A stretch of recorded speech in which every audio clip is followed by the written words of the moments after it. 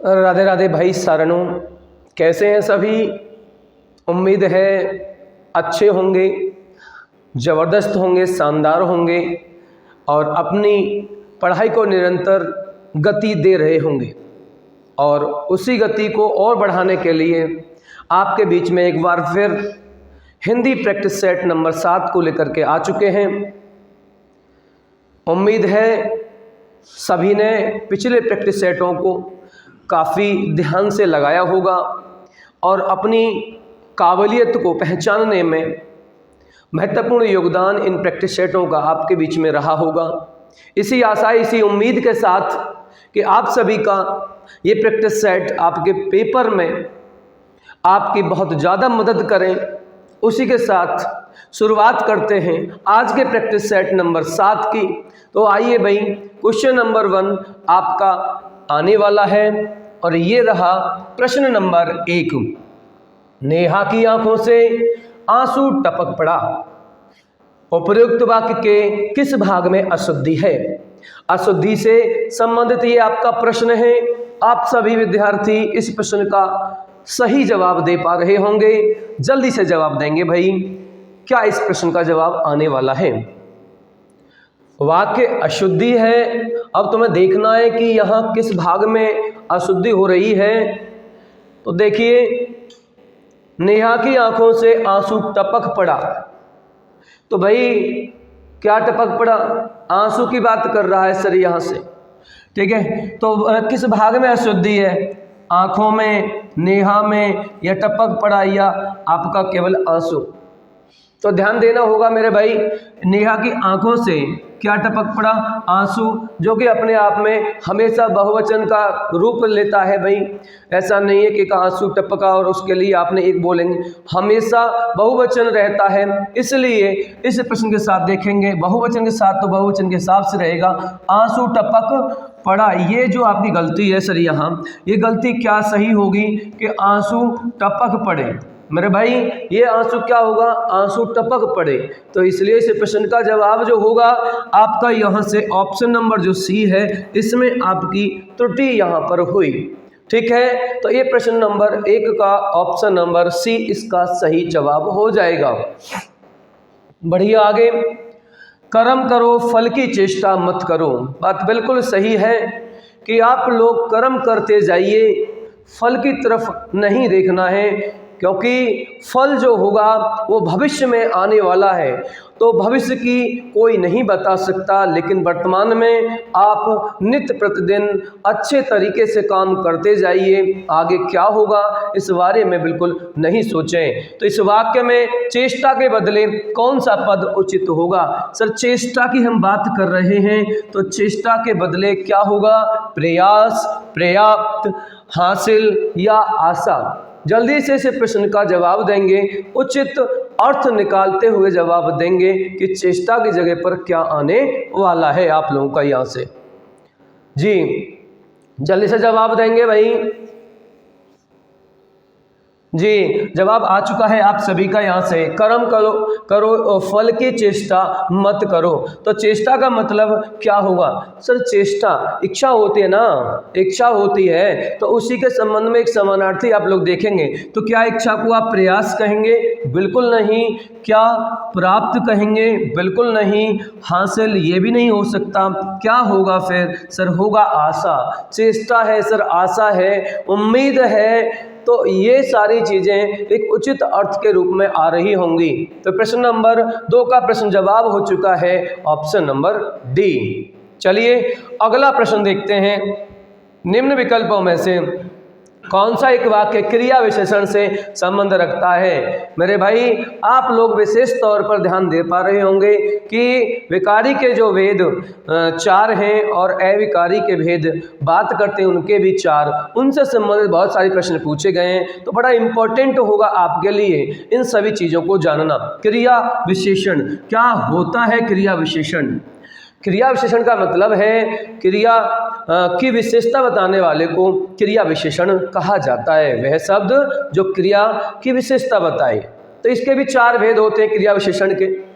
क्रिया विशेषण के भी सर 4 भेद होते हैं, आप सभी जानते हैं। पहला जो भेद है वो होता है आपका कालवाची, दूसरा होता है स्थानवाची, तीसरा होता है परिमाणवाची, तीसरा होता है आपका परिमाणवाची, और चौथा होता है सर आपका, चौथा कौन सा होता है सर, ये होता है रीतिवाची। तो इसके 4 भेद होते हैं, अपने आप में अविकारी होता है। तो जवाब देंगे क्या रहेगा आंसर में, कौन सा वो वाक्य है जो संबंध रखता है।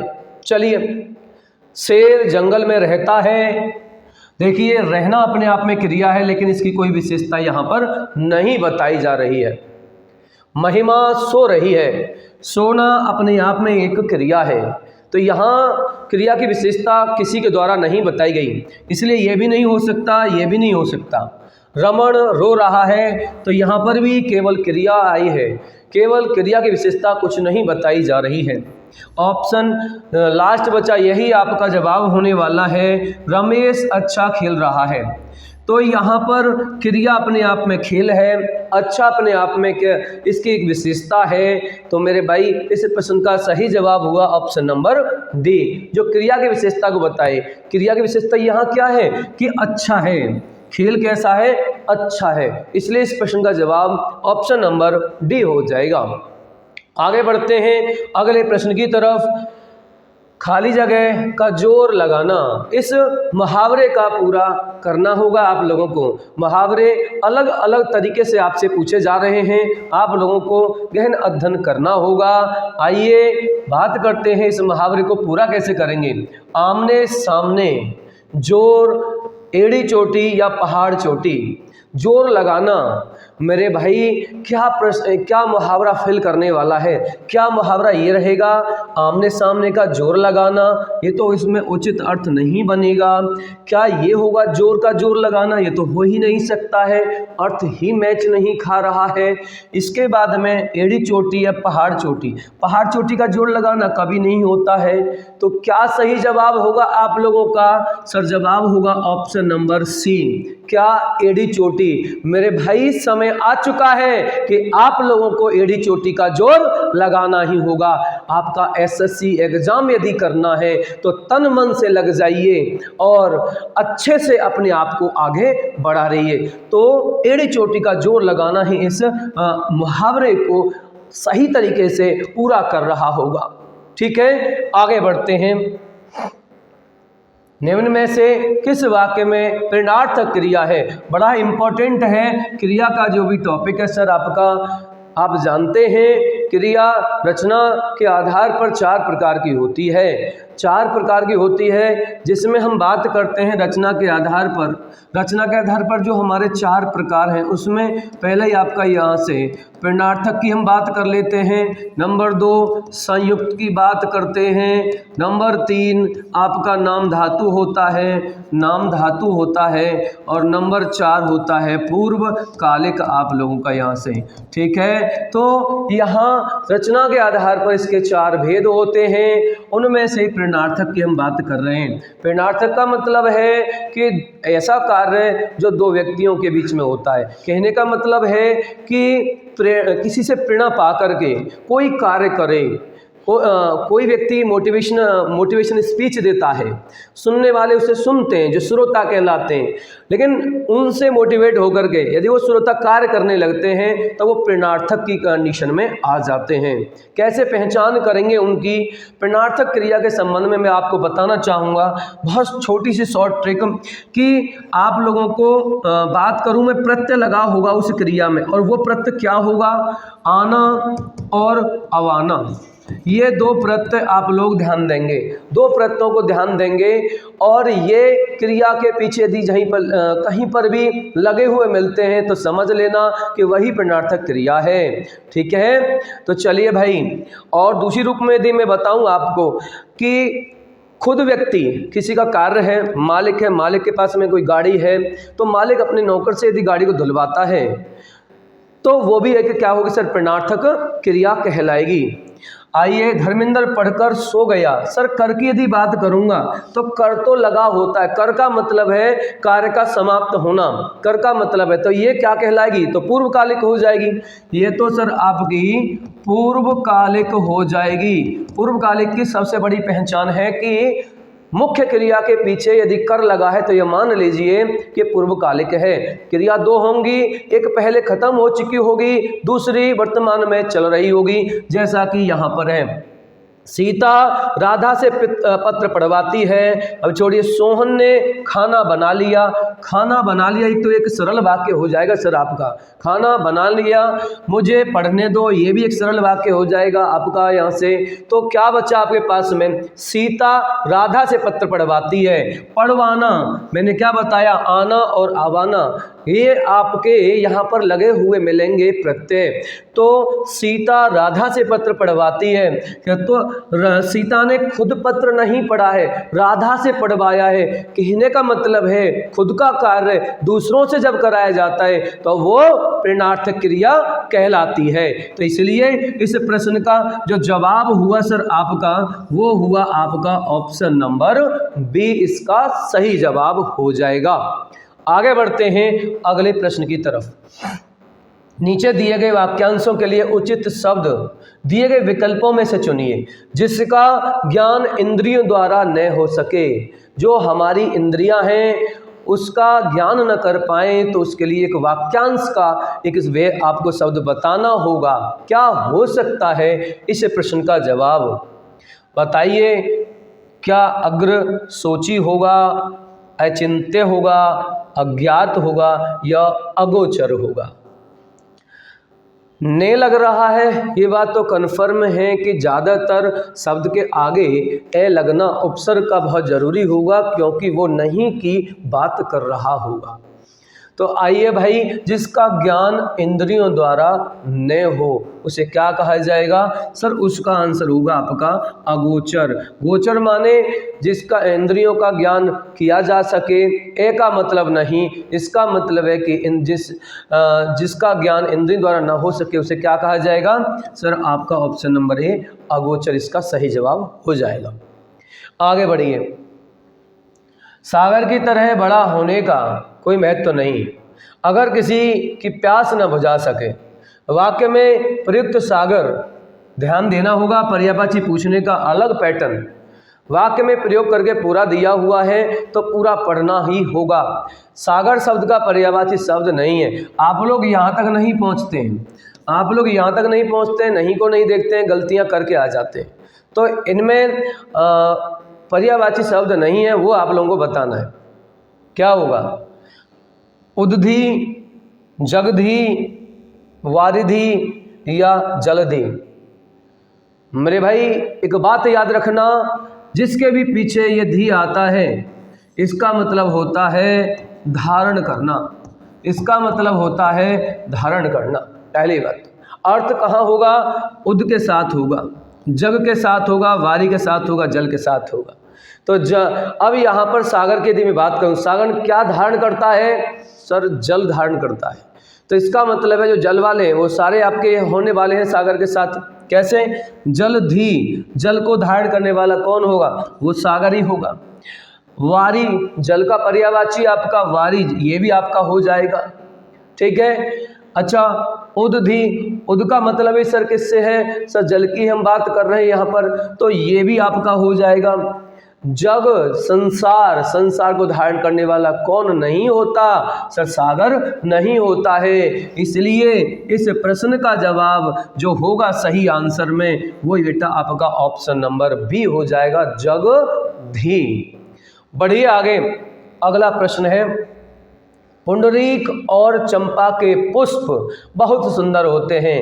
वाक्य में प्रयोग करके दे रहा है और पूछना क्या चाह रहा है, केवल केवल पर्यायवाची पूछना चाह रहा है आपका।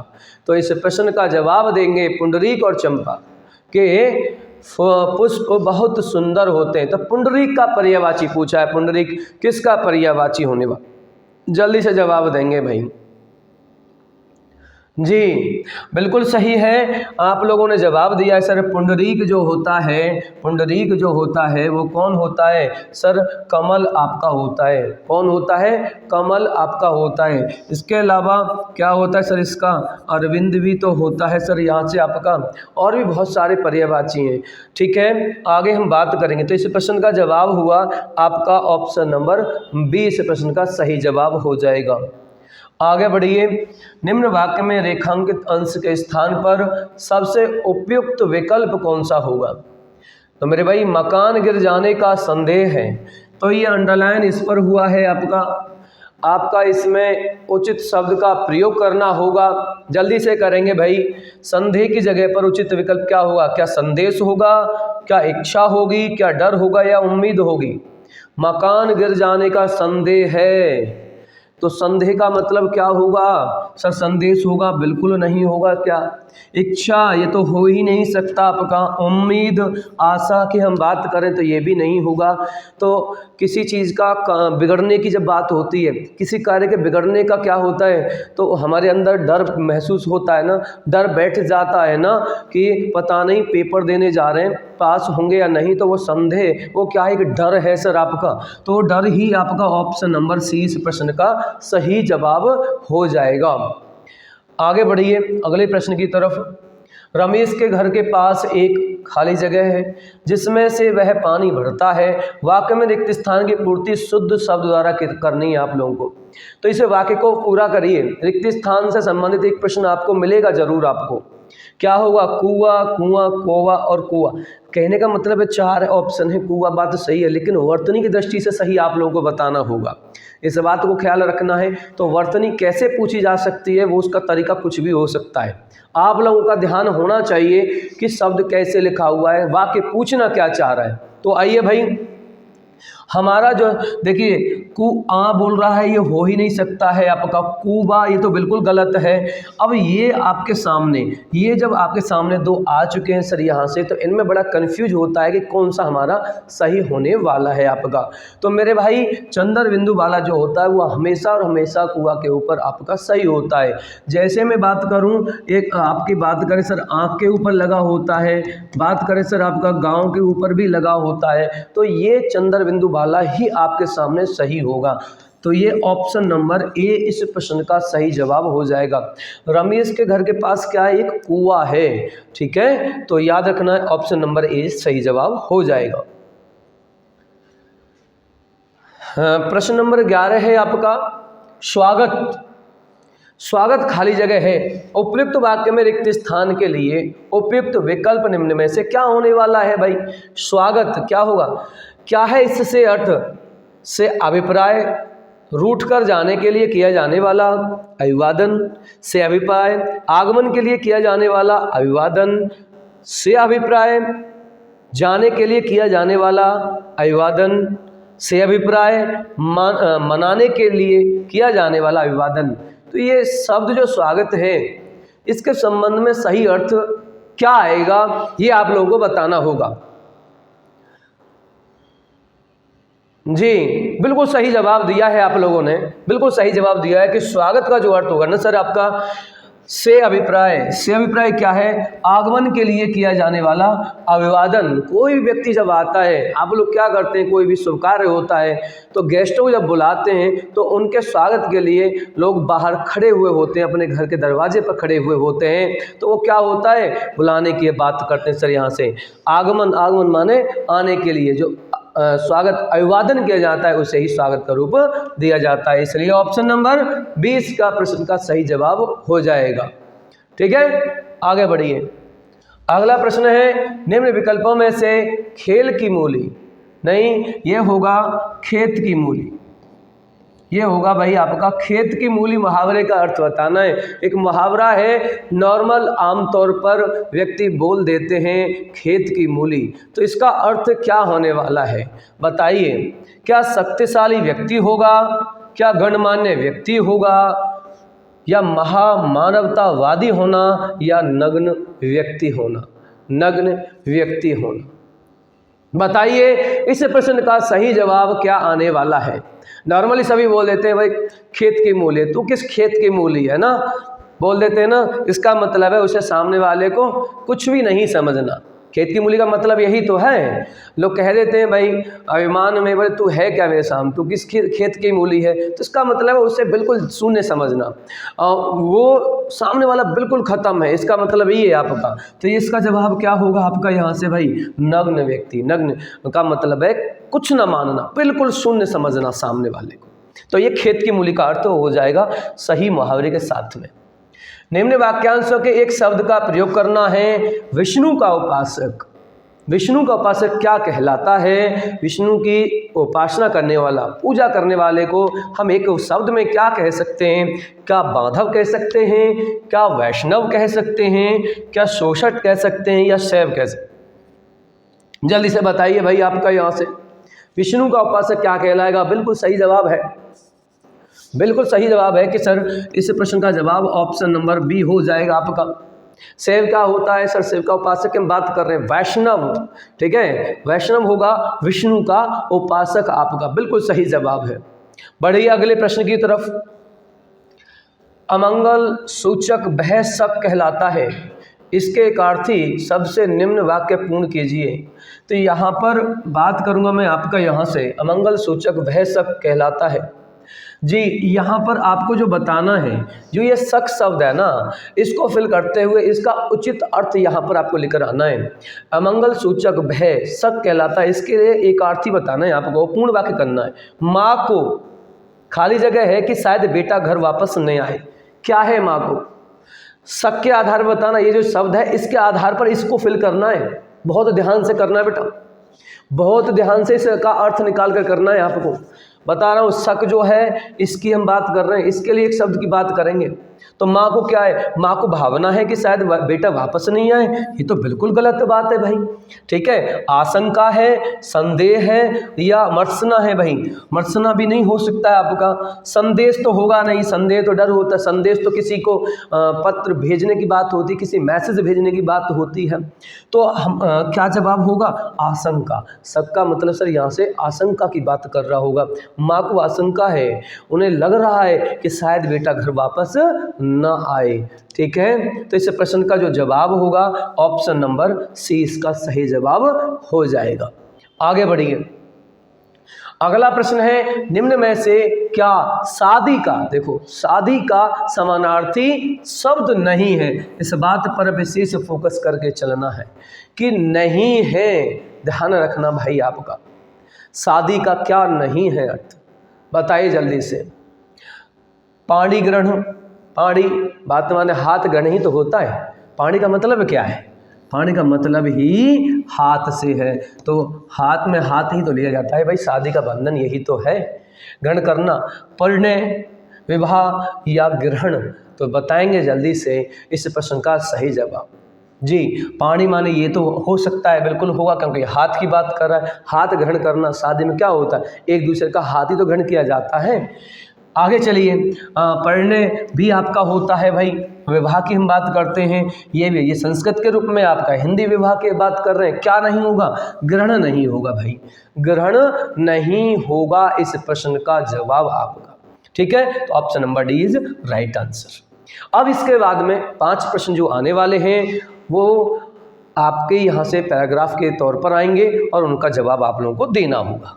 चलिए पढ़ेंगे अच्छे से और जवाब देंगे सभी का। चलिए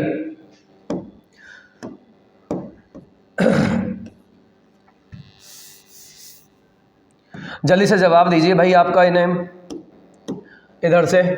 यात्रा जीवन की, सबसे पहले इनको आप ध्यान दें, लाइन पढ़ें और तुरंत पैराग्राफ पर अपने क्वेश्चनों पर जाएंगे। यात्रा जीवन की है, यहीं रुक जाइए। क्या है? नगरी, पश्चाताप, मार्ग या गति? यात्रा जीवन की ना तो नगरी है सर आपका जो है, पश्चाताप है बिल्कुल नहीं, यात्रा जीवन की, मार्ग की का सर अर्थ से ही पता चलता है कि शब्द का कैसे प्रयोग करेंगे। की का स्त्रीलिंग की हम बात कर रहे हैं सर यहाँ से, तो क्या जवाब होने वाला है सर? गति, बिल्कुल। यात्रा जीवन की गति है और रुकना एक पड़ाव, जीवन, यात्रा जीवन की क्या है? गति है, चलना ही है। और रुकना एक पड़ाव है।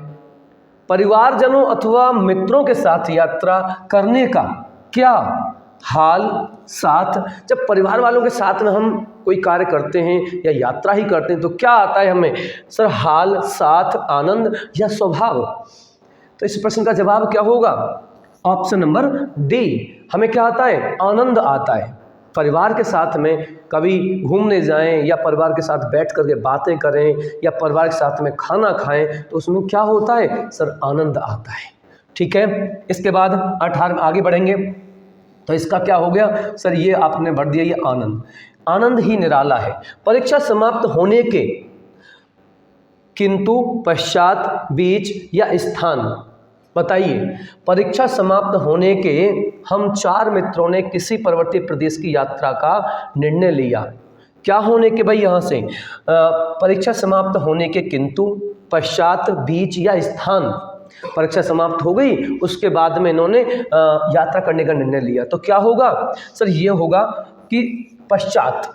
परीक्षा समाप्त होने के पश्चात हम 4 मित्रों ने किसी पर्वतीय प्रदेश की यात्रा करने का निर्णय लिया। आगे देखेंगे, पर्वतीय प्रदेश की यात्रा के लिए गर्म कपड़ों की, खाली जगह देखो 19वें की तरफ देखो, खाली जगह, पर्वतीय प्रदेश की यात्रा के लिए गर्म कपड़ों की मिलावट, आवश्यकता, देखरेख या निराशा। तो क्या होगी? पर्वतीय प्रदेश की यात्रा के लिए गर्म कपड़ों की क्या होगी? यहाँ पर सर, आवश्यकता होगी। क्या होगी? आवश्यकता होगी। ठीक है, आगे बढ़िए। परिजनों ने खाली जगह और समुचित धन भी दिया। खाली जगह क्या होगा? परिजनों ने क्या क्या दिया? सर, यहाँ से समुचित धन दिया, उत्साहित किया, काम, संतुलन। ठीक है, तो क्या होगा सर? यहाँ से परिजनों ने क्या दिया? अनुमति दी। परिजनों ने क्या दी? अनुमति दी। अनुमति और समुचित धन भी दिया। ठीक है, तो आज की क्लास का ये अंतिम आपका प्रश्न था जो पैराग्राफ से था। तो बताएंगे सारे स्टूडेंट के आप सभी ने इन 20 प्रश्नों में से आज के हिंदी प्रैक्टिस सेट में से कितने सही जवाब आप लोगों ने दिए। इस प्रश्न का जवाब आप लोग कमेंट बॉक्स में जरूर देंगे। इसी के साथ में आज के प्रैक्टिस सेट की समाप्ति होती है। जय हिंद, जय भारत।